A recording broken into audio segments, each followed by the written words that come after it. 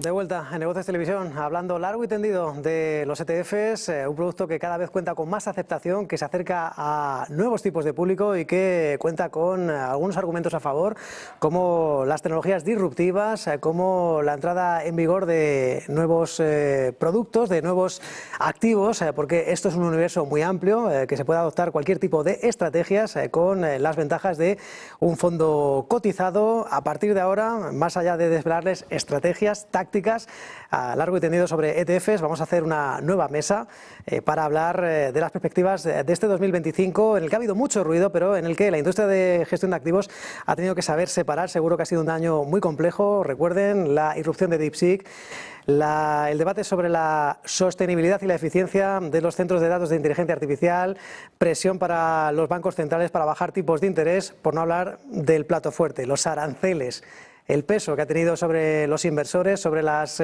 compras anticipadas por muchas compañías que, sin embargo, parece que, bueno, pues de estos trimestres de 2025 parece que han respondido de forma muy sólida. Vamos a compartir a partir de ahora esas perspectivas de mercado. Vamos a saludar a nuestros siguientes invitados. José Iraola, que es responsable de multiactivos en BBVA Asset Management y en Global Wealth. ¿Qué tal? Buenos días a todos. Luis Quesada, director de PM de PAM España en CaixaBank Asset Management. ¿Qué tal? Buenos días. Francisco Simón, que es Head Investment Strategy Santander Asset Management. Hola, ¿qué tal? Y César Muro, responsable de Xtrackers en España y Portugal. Hola, César. Muy buenos días. Bueno, 2024 fue un año con cierta calma, muy alcista en los mercados. Llegaba noviembre de 2024, elecciones, un nuevo inquilino en la Casa Blanca, un 2025 en el que ha habido mucha volatilidad, un entorno muy complejo, entiendo que para la industria de gestión de activos, pero aún así se ha cerrado con algunos índices con muy buen comportamiento, con rentabilidades muy positivas en muchos activos, más allá de la renta variable, incluso del oro, incluso cifras de doble dígito en la renta variable. ¿Qué balance hacéis de este 2025 y cómo habéis logrado capear este temporal? Luis, empiezo contigo.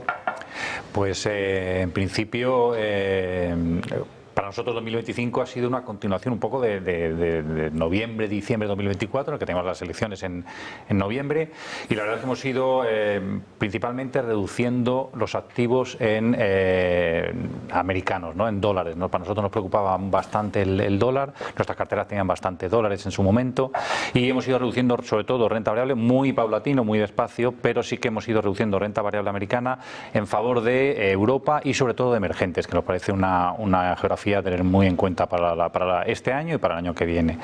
Esa reducción de dólares no solo era de renta variable, sino que también la hacíamos en renta fija, prácticamente hemos vendido casi toda la renta fija americana que teníamos en su momento, que también teníamos en cartera, y eso venía acompañado de un refuerzo de la parte de renta fija europea y sobre todo también el crédito también europeo. Eso nos ha llevado evidentemente a tener una posición muy diferente a la que teníamos en dólares al principio de año, mucho más corta. Y en renta variable, pues evidentemente hemos pasado de tener una posición muy alta en tecnología y en Estados Unidos a tener una posición mucho más neutral y, bueno, pues ver un poco cómo planteamos el año que viene. José, de multiactivos de BBVA Asset Management and Global Wealth, entiendo que ha sido un año muy complejo, con mucho ruido. A principios de abril era una cosa diferente, en julio otra. ¿Cómo habéis logrado separar ese ruido? ¿Cómo hacéis ese balance de este 2025? ¿Cómo os habéis adaptado? Sí, pues bueno, al final podemos definir el año como un año de resiliencia económica en un entorno con mucho conflicto geopolítico y con unos bancos centrales que, si bien han terminado bajando tipos, pues sobre todo en el caso de la Reserva Federal Americana, nos ha tenido pendientes hasta después del verano, ¿no? Como decía, el crecimiento ha sido un crecimiento al final saludable, estamos hablando de cifras alrededor del 3% en términos de crecimiento global, con distintas velocidades, ¿no? Hemos tenido Estados Unidos donde las cosas han ido un poquito de más a menos. En el caso de la eurozona ha sido al revés, de menos a más, y en el caso de China pues continuamos viendo cierta desaceleración, aunque al final ese 5% que prometieron de crecimiento pues lo van a tener, ¿no?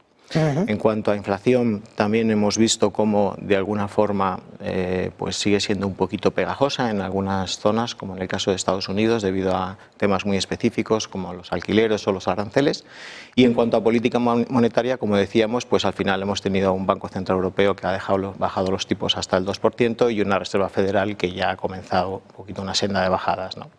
Así que un año pues muy completo y además aderezado, ¿no?, con tensiones arancelarias, con elecciones en Alemania, con tensiones políticas en Francia. Y que, bueno, pues como bien decíais, ha sido bastante complejo. Ahora bien, desde un punto de vista de mercados financieros, pues las cosas han ido bastante bien. Hemos terminado con varios índices bursátiles con rentabilidades mayores del 10%, en algunos casos haciendo máximos históricos, como en el caso de Estados Unidos, Europa, incluso el IBEX, muy acompañado por el buen tono del sector financiero en Europa. Por supuesto, la inteligencia artificial ha sido el rey del año y eso se ha visto muy bien en el sector tecnológico americano.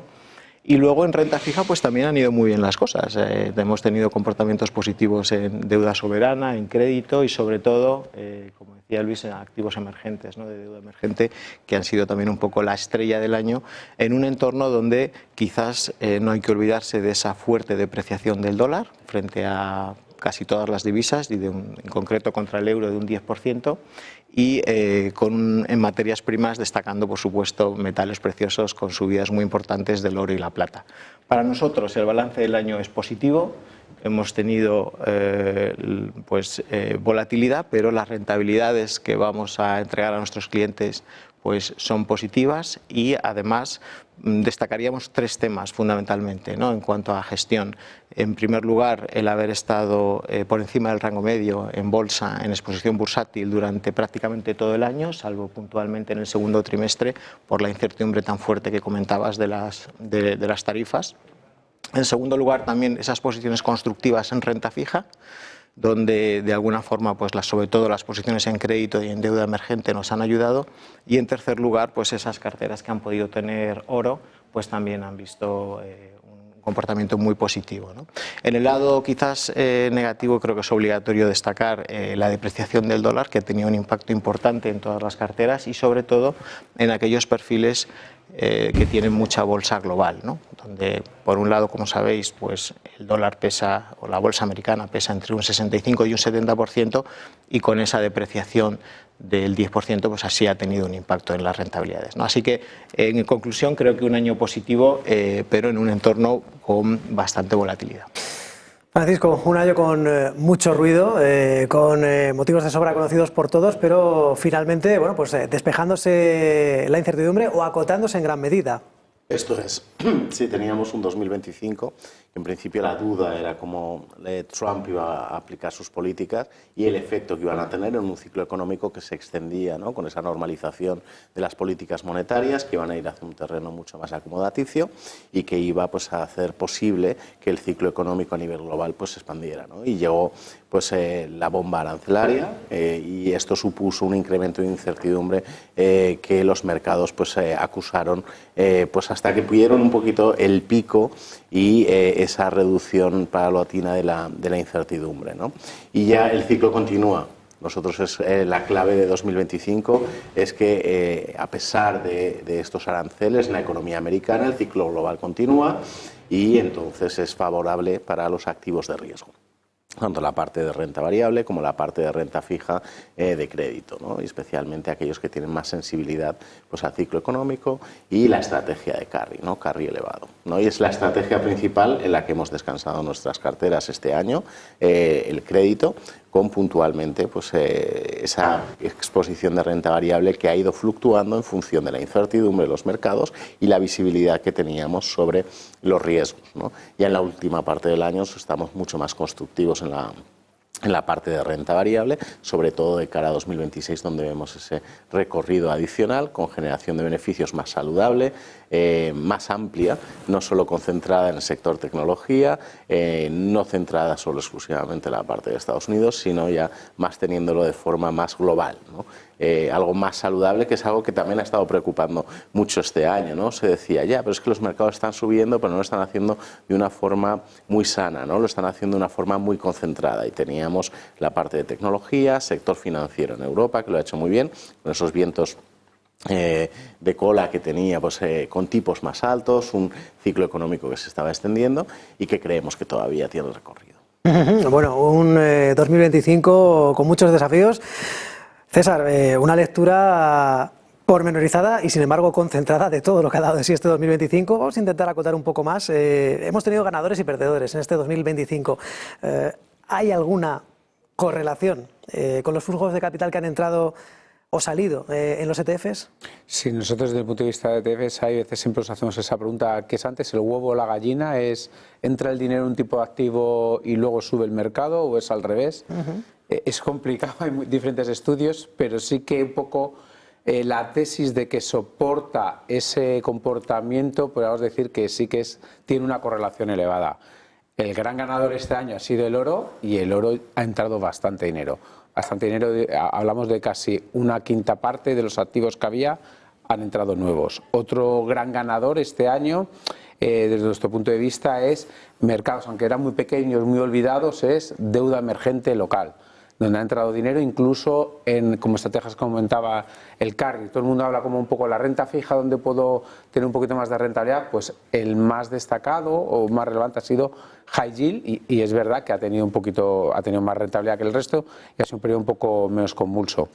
Pero sí que es verdad que los flujos al final han evolucionado en función de cómo ha ido el mercado y hemos tenido una primera parte del año donde el activo estrella en entradas, que ha coincidido con rentabilidad, ha sido la renta variable europea. Nunca habíamos visto tantas entradas de dinero en renta variable europea, de inversores europeos como americanos. También un poco centrada en algunos países como Alemania, que veníamos un poco de las elecciones y de este plan salvaje que quiere hacer hasta el 2030 en términos de inversiones.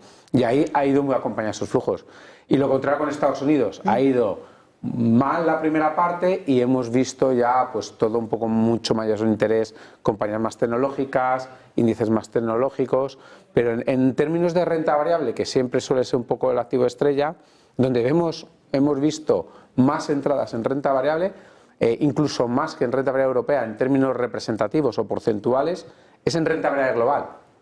Y esto nos da una pista de dos factores. Una, la incertidumbre que puede generar entre una región y otra, en el que los inversores buscan como esa primera capa de estar bien diversificados.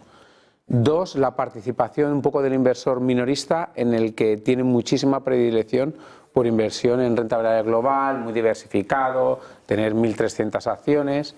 Y algo que también ha destacado es inversiones globales ex-US, ¿vale? Un poco, hablábamos antes, Estados Unidos en los mercados desarrollados pesa un 72%. Y hemos visto, uno de los activos estrellas es índices mundiales que excluyan USA, porque estamos viendo un poco desde incluso inversores minoristas como institucionales que empiezan un poco a separar el mundo en Estados Unidos, que es casi pesa un 72%, y el resto del mundo. Y por eso, bueno, ha sido un poco más el activo destacado en renta variable global y bueno, podríamos decir que sí que ha habido una bastante explicación, porque tal y como ha ido la evolución.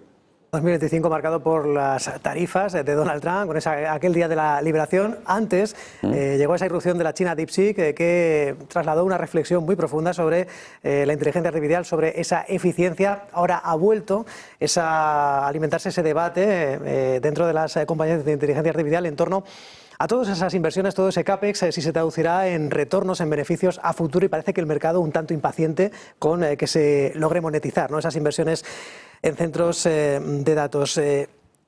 Vamos a intentar dar algo más de valor para ver hasta qué punto puede haber o no síntomas, evidencias de que hay una burbuja, no de inteligencia artificial, pero sí de valoración de este tipo de compañías relacionadas con este tipo de tecnologías disruptivas, y si estamos acercándonos, pareciéndose peligrosamente a las .com de principios de los 2000, o simplemente es algo que hay que tener a vigilar muy de cerca en el futuro.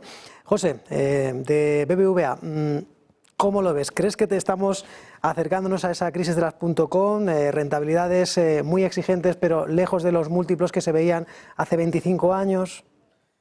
Bueno, la verdad es que la pregunta es excelente y muy oportuna, porque hemos pasado en pocos meses de maravillarnos con todas las virtudes que tienen estas herramientas y que obviamente nos van a ayudar mucho en el futuro, a, de alguna forma, la preocupación por qué rentabilidad van a dejar estas inversiones en CAPEX tan masivas que estamos viendo recientemente. La verdad es que hay diferencias claras con el año 2000, porque en esta ocasión estas compañías están vendiendo y están generando beneficios. Así que desde ese punto de vista, pues ahora tenemos una situación mucho más tangible, con unos balances además muy saneados. En cuanto a si tenemos una burbuja o no tenemos una burbuja, es un poquito más complicada la situación, porque de alguna forma es bastante sencillo detectar si se está formando una burbuja en un activo financiero, pero lo que es muy complicado es saber en qué fase de esa burbuja puedes estar y cuándo podría pincharse esa burbuja. Y esto, sobre esto hay bastantes estudios en el mercado. Hay un economista muy conocido que se hizo famoso en el año 2008, que es Hyman Minsky, que habla de 5 etapas para una burbuja financiera. La primera etapa sería el lanzamiento, donde de alguna forma entra el dinero inteligente y pues digamos que se abre un nuevo paradigma, ¿no? Y aquí podríamos incluir pues Internet en los años 90, el Bitcoin en el año 2010 y ahora en esta década la inteligencia artificial. La segunda etapa tiene que ver más con un boom donde aumenta mucho la cobertura mediática. La tercera etapa estaríamos hablando de euforia, donde entra de forma masiva el inversor, y luego tendríamos una cuarta etapa donde comienza la toma de beneficios y donde ese dinero que entró en la fase temprana empieza a retirarse de forma sigilosa, y una quinta etapa de pánico y de miedo, ¿no? Si hiciéramos una encuesta probablemente hoy entre los que estamos aquí, probablemente no coincidiríamos en qué etapa estamos, probablemente estaríamos hablando de que entre la segunda, la tercera o la cuarta, ¿no? Así que eso nos da un poco una idea de la dificultad que tiene no tanto detectar si se está formando la burbuja, sino en qué fase estamos y hasta qué punto podría llegar a extenderse, porque incluso aunque estuviéramos en la fase de euforia, podría extenderse 2 años más, y la última etapa suele ser muy violenta, ¿no?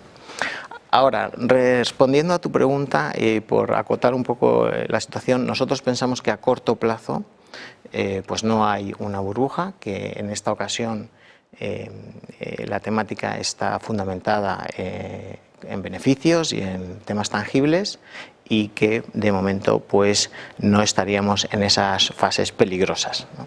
Luis, en CaixaBank veis que bueno, se está alimentando un monstruo, o que toda revolución, como nos dice la historia, requiere de estos procesos de ajuste, de grandes inversiones, de que posteriormente estemos en rentabilidades. ¿Cómo veis este desafío? Bueno, yo creo que para nosotros hay partes de mercado que podrían estar en burbuja y partes que no. Evidentemente hay una parte, grandes compañías tecnológicas norteamericanas, como decía José, balances saneados. No nos olvidemos que los balances eran bastante más saneados hace 3 años, que están acudiendo ya al mercado de crédito para financiar esa parte de esas inversiones. Recordemos que no hace mucho teníamos inversiones en algo que se llamaba metaverso y que nunca supimos qué significaba exactamente. Y evidentemente esas compañías, como decía José, tienen negocio, tienen beneficios, tienen balances. Esa parte nos parece que está dentro de un orden y que podríamos llegar a cierta decepción, tanto en inversiones como en resultados, de cara a los próximos trimestres. Pero donde sí que creemos que hay más burbuja, por llamarlo de alguna forma, o más sobrevaloración, es en la parte privada de estas compañías. Y estoy refiriéndome en concreto, pues si pensamos en OpenAI, estamos hablando de una compañía que estará vendiendo alrededor de 20.000 millones en el año, tiene comprometidos alrededor de 1,3 trillón americanos en los próximos 3 años, cosa que a mí las cuentas no me terminan de cuadrar.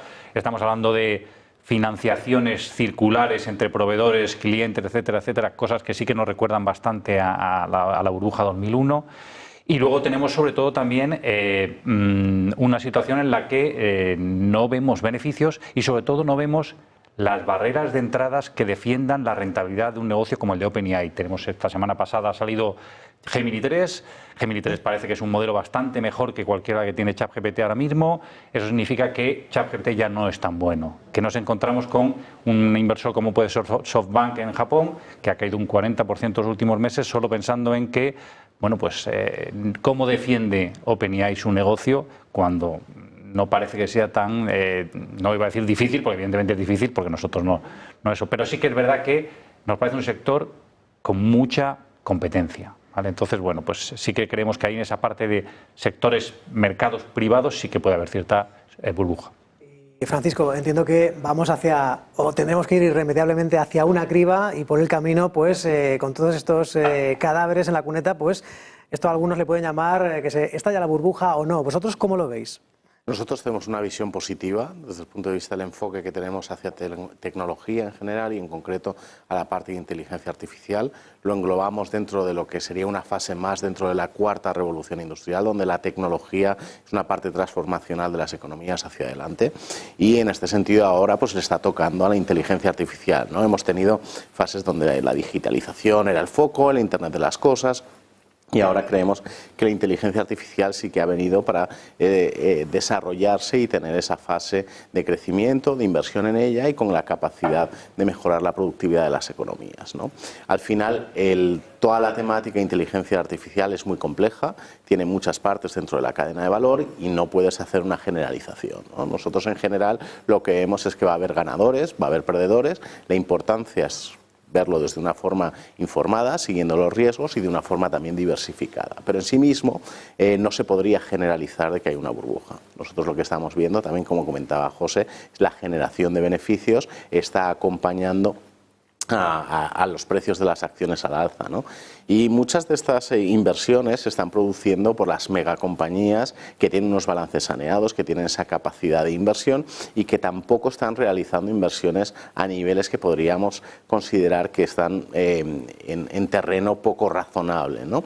Y son compañías que tienen situaciones en muchos casos de duopolio, oligopolio, y esta inversión es necesaria para mantener su posición dominante y esa ventaja competitiva de cara hacia adelante, ¿no? Para evitar que pues cualquier otra empresa ponga en duda, ¿no? O ponga en riesgo su liderazgo. Con lo que lo englobamos dentro de una tendencia natural que es muy llamativa por las tasas de crecimiento que tiene y sabemos que siempre en los mercados pues hay ocasiones en las que se producen pues excesos, que se corrigen, euforias, decepciones, y esa volatilidad es normal, ¿no? Que normalmente además, como son cifras muy elevadas de crecimiento, pues suele venir acompañadas con vaivenes grandes, ¿no?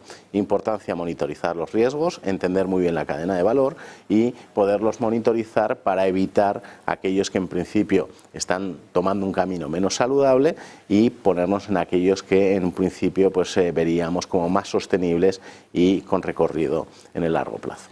Esa temporada de resultados del tercer trimestre que se vio un poco, bueno, pues quedada en segundo plano, justo cuando presentaban las grandes tecnológicas, con algunos resultados buenos, pero bueno, pues al mercado parece que le entraron las dudas. César, este ha sido uno de los mayores vaivenes que habéis visto en Xtrackers. No sé si veis señales de alerta, síntomas alarmantes de unas valoraciones muy exigentes, no sé si inasumibles, riesgos a vigilar. La verdad es que es la pregunta que se está haciendo el mercado en los últimos 2 meses, incluso debates internos que tenemos con diferentes opiniones. Y al final, un poco en nuestra casa en DWS, llegamos un poco al final a la misma conclusión. La tecnología es bastante disruptiva, es bastante transversal en muchos sectores, en muchas industrias. Estamos viendo todas las compañías, desde la A a la Z, que cotizan en los índices más representativos. Todo el mundo está mirando a la inteligencia artificial, todo el mundo quiere invertir, todo el mundo está construyendo departamentos para poder empezar a aplicarla. Y es muy diferente, como hablábamos, a la época del año 2000. Era un poco más específico, más del sector telecomunicaciones, podemos decir de Internet. Eso, como se habla, es que está tocando muchos sectores, desde la automatización, la robótica, industriales, sanidad, sistema financiero. Entonces, es muy diferente, pero como todas las tecnologías un poco más disruptivas generan dudas al principio, porque tampoco podemos saber hasta dónde van a llegar.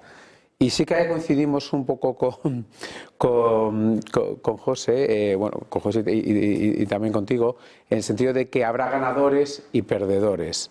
Y es el caso que hemos visto con Gemini, con Google, una integración súper vertical, desde hasta chips, cómo puede trastornártelo de la noche a la mañana otros posibles ganadores. Por eso es mejor ir de una manera diversificada, en el que habrá ganadores y perdedores. Creemos que la tecnología va a ser ganadora y ahora no lo vemos como algo a preocuparse, porque a 2 años vista vemos más un ciclo de CAPEX o de inversiones en este sector más que una problemática de rentabilizarlo.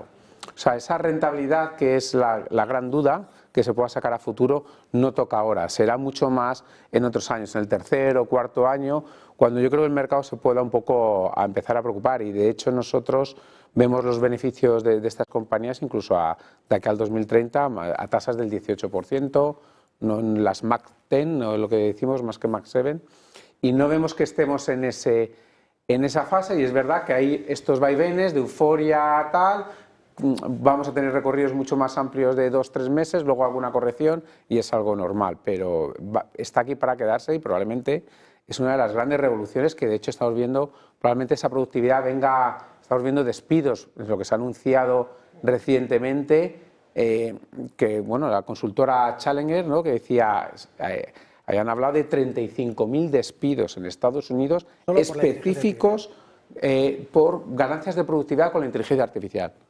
O sea, todo esto, bueno, puede mejorar productividad, costes, beneficios. Tendremos que ver y monitorizarlo esta situación de aquí a futuro, pero de momento no vemos un problema alarmante. El informe Challenger del mes de octubre, 153.000 despidos, pues prácticamente un tercio, decía, por la inteligencia artificial. Y las bolsas, que son máquinas de descontar expectativas, pues parece que, no sé si tendrán esos plazos que decía César de 3 años vista para ver un poco los retornos, los beneficios a futuro de todo este CAPEX, pero bueno, en este caso hagamos un pequeño ejercicio de ficción. Viendo a 12 meses vista, vuestra visión macro, las perspectivas de política monetaria y macro, y también para construir carteras diversificadas, ¿dónde creéis que serán los activos, tanto de renta variable como de renta fija, que serán los más idóneos para tener, bueno, pues un 2026 entiendo que convulso, con algunos riesgos heredados de 2025 y con desafíos que están por venir? Mientras tanto, José, empiezo contigo. Vuestra visión macro para 2026, vuestros activos que creéis que van a tener el protagonismo.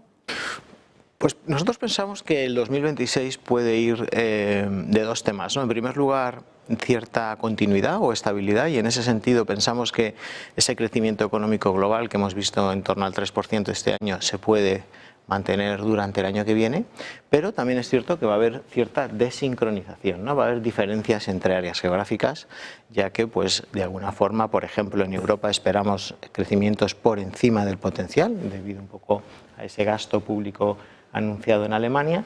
En Estados Unidos pensamos que el crecimiento puede estar en torno al potencial, cerca de ese 2%, y en China, de nuevo, vamos a ver cómo se mantiene un poquito esa desaceleración y podemos ver crecimientos por debajo del 4,5%. Así que estabilidad, pero distintas velocidades en términos económicos en función del área que toca, ¿no? Desde un punto de vista de inflación, es cierto que estamos teniendo algunas zonas, como por ejemplo el tema de alquileres y aranceles que comentábamos antes en Estados Unidos, que no están terminando de ceder, o por ejemplo el IPC de servicios en la eurozona. Sin embargo, pensamos que, por ejemplo, para el caso de la Reserva Federal Americana va a pesar más esa quizás ligera desaceleración del empleo, y vamos a seguir viendo bajadas de tipos probablemente hasta la zona del 3,25 durante el año que viene. Y en el caso del Banco Central Europeo pensamos que mantendrá los tipos estables en torno al 2% si no hay imprevistos, ¿no? Todo esto aderezado con unas elecciones en noviembre en cuanto a de medio mandato, en el que seguro que hablaremos largo y tendido durante todo el año, y con pues esos conflictos geopolíticos que siguen sobre la mesa. Así que probablemente tendremos de nuevo un año con cierta volatilidad. En cuanto a beneficios empresariales, pensamos que podemos ver un crecimiento entre el 9 y el 7% para Estados Unidos y Europa respectivamente. Y luego tenemos dos escenarios alternativos, ¿no? Detrás de este escenario central tenemos un escenario un poquito más pesimista, donde quizás el consumidor americano se resiente, a lo mejor por temas de empleo, y ahí sí que podríamos ver una corrección de los activos de riesgo. Y un escenario más optimista, que comentabais antes, que tiene que ver con la productividad que genera la inteligencia artificial, y que además pues, es una productividad sin inflación. y que nos llevaría a crecimientos en Estados Unidos por encima del 3%, que es algo que hoy no se está descontando, ¿no? Así que ese es un poquito el panorama económico que planteamos para el año que viene. Nosotros de momento mantenemos carteras con cierto perfil de riesgo, con sesgo todavía constructivo hacia activos de riesgo. Mantenemos exposiciones en bolsa, tanto emergente como desarrollada, por encima del rango medio. Tenemos cierto sesgo geográfico favorable a Japón y Europa frente a Estados Unidos y emergentes, porque es cierto que este posicionamiento favorable a activos de riesgo viene sobre todo por la parte táctica, que tiene que ver con ciclo económico, con política monetaria, con sentimiento inversor, pero como comentaban antes mis colegas, es cierto que en términos de valoración, pues las valoraciones obviamente después de estos años tan buenos pues son más exigentes, ¿no? Sobre todo en algunas áreas como Estados Unidos. Así que visión constructiva en renta variable, también en renta fija mantenemos duraciones por encima del rango medio y mantenemos posiciones en deuda emergente, y por último pues mantenemos la parte de alternativos como gran diversificador, aparte de generador de rentabilidad, ¿no? Este sería un poco el resumen con el que partimos para el año que viene. Bueno, pues políticas muy extremas, ¿no?, de Donald Trump, Luis. También recordemos una Reserva Federal que cambiará de presidente en 2026 y los planes de estímulo y de gasto en Europa, que no es poco. Esto es algunas de las cosas que nos esperan en 2026. ¿Cuál es vuestra visión para el próximo año y las estrategias, las ideas de inversión? Bueno, en principio nosotros, muy en línea con José, estamos también pensando en un crecimiento que tampoco se ralentiza demasiado. Es verdad que en Estados Unidos estamos viendo datos de empleo que podrían ser ligeramente peores. Sabéis que tenemos mucho retraso sobre los datos en empleo, podemos llevarnos alguna sorpresa, pero sí que creemos que el año que viene sí que vamos a tener algún momento de llamativo, por llamar de alguna forma, en el que no se cumplan las expectativas, ¿no? Pero aún así sí que pensamos que Estados Unidos va a seguir creciendo. Creo que como de alguna forma también nosotros tenemos la visión de que Europa lo debería hacer mejor que Estados Unidos, tenemos las valoraciones más ajustadas y creemos que el crecimiento con el plan alemán pues debe ser un foco para los inversores. En posicionamiento en ese sentido, en renta variable, seguimos apostando por emergentes. Yo diría que el protagonista para nosotros sería emergentes, luego también Europa, y un poquito más infraponderados tendríamos a Estados Unidos y Japón. Es verdad que Japón cambiando un poco el aire ahora con la nueva primera ministra. En bancos centrales la verdad es que nosotros tenemos la idea de que la Reserva Federal seguramente va a mantener o seguir bajando con estos datos que decía de empleo peores de lo esperado.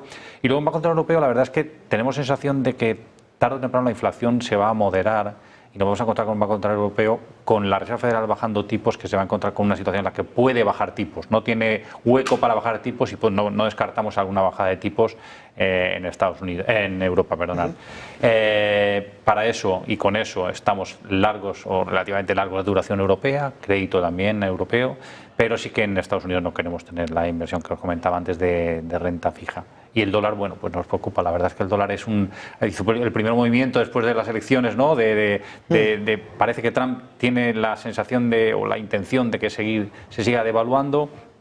Y la verdad es que en ese sentido parece que ha entrado en un rango y, bueno, pues nuestra impresión es que eso va a seguir el mismo camino de evaluación y entonces, bueno, pues estamos cortos de dólares respecto a lo que sería nuestro promedio normal, ¿vale? Francisco, ¿vuestras estrategias y visiones para 2026? Santander Asset Management acaba de publicar el informe para 2026 y principalmente lo que estaríamos viendo un escenario base en el que el ciclo económico continúa. Estamos viendo ese aterrizaje suave de la economía americana después del shock que tuvimos con aranceles, que creemos que todavía va a haber algo de efecto que se note en la economía, pero tenemos también la parte de inteligencia artificial que le está dando un soporte muy importante durante 2025. Hacia adelante, 2026, los balances sólidos en las economías en general, las políticas que van a ser un soporte para el crecimiento económico, tanto la política monetaria, que va a ir hacia un terreno más normal, más acomodaticio respecto al que teníamos, ya está puesto en precio, la estabilidad de política monetaria en Europa, incluso también la normalización en Reino Unido, pues van a hacer un entorno monetario pues más favorable. Políticas fiscales, mucho soporte en Europa, en Estados Unidos también un apoyo a la inversión. Creemos que esto configura un escenario positivo de extensión de ciclo y favorable para la inversión en activos activos de riesgo. Las tres ideas principales que estamos destacando en el informe de mercados del año que viene sería renta variable global. Lo vemos de una forma diversificada, ya no solo, como decíamos antes, la generación de beneficios va a estar concentrada en algunos sectores, especialmente en la geografía americana. Vemos que hay catalizadores para la generación de beneficios a nivel global, con ese crecimiento más saludable, con esa aceleración incluso en algunas zonas. Vemos crecimientos de beneficios algo más altos de lo que comentaba José, lo estaríamos viendo por encima del 10%, incluso algunos sectores tienen mucho margen de recorrido adicional, las pequeñas compañías en Estados Unidos sí que creemos que tienen margen para generar más beneficios. La parte de tecnología también creemos que va a seguir generando beneficios por encima de la media.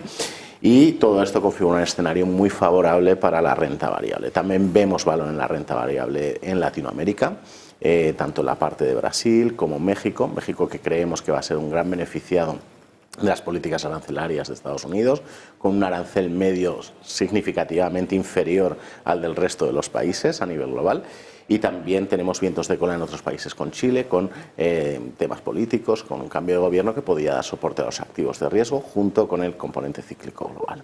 Con lo que vemos oportunidades en renta variable, y en renta fija seguimos con nuestra estrategia de carry, estrategia que llevamos ya recomendando a lo largo de todo este año, incluso el año pasado, y estábamos ya favoreciendo esa inversión en renta fija, y ahora sobre todo en la parte de carry lo que favorecemos es eso, no tanto coger duración, sino beneficiarnos de las rentabilidades elevadas. La política monetaria está prácticamente en precio en todas las áreas geográficas, incluso creemos que en Estados Unidos a lo mejor están puestos demasiadas bajadas para lo que necesita la economía americana, con lo que vamos a beneficiarnos del carry sin tomar excesiva exposición a tipos de interés, ¿no? Y desde el punto de vista de una idea que llevamos recomendando ya desde hace más de 2 años, el oro como diversificador de la cartera, con unas tendencias estructurales que creemos que siguen siendo válidas, con el atractivo de que el entorno también macroeconómico estaría favoreciendo. Por un lado vamos a tener tipos reales que cada vez son más bajos, y también estamos en este entorno donde el riesgo de inflación todavía es patente, ¿no? Creemos que después de 2022 el escenario económico nos lleva a crecimientos nominales más elevados, en unas situaciones de deuda altas, elevadas, y el oro va a jugar también un papel muy importante, no solo por la parte de bancos centrales que llevan tiempo diversificando sus reservas, pero también los inversores a nivel general que irán gradualmente tomando más posiciones en oro. Con lo que esas tres ideas serían la base de unas carteras que también complementaríamos en aquellas que lo pudieran hacer con los activos privados, alternativos privados.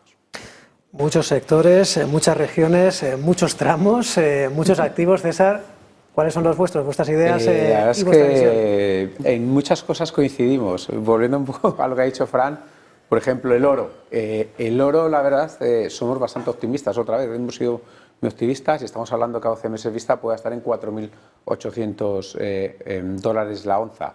Y es igual, o sea, la tesis sigue. Estamos hablando de déficits en Estados Unidos del 6,5%. Las cifras de China, cuando se calcula como calcula el IMF y empiezas a incorporar otra serie de deudas fuera de balance, estamos hablando casi 7% de deuda.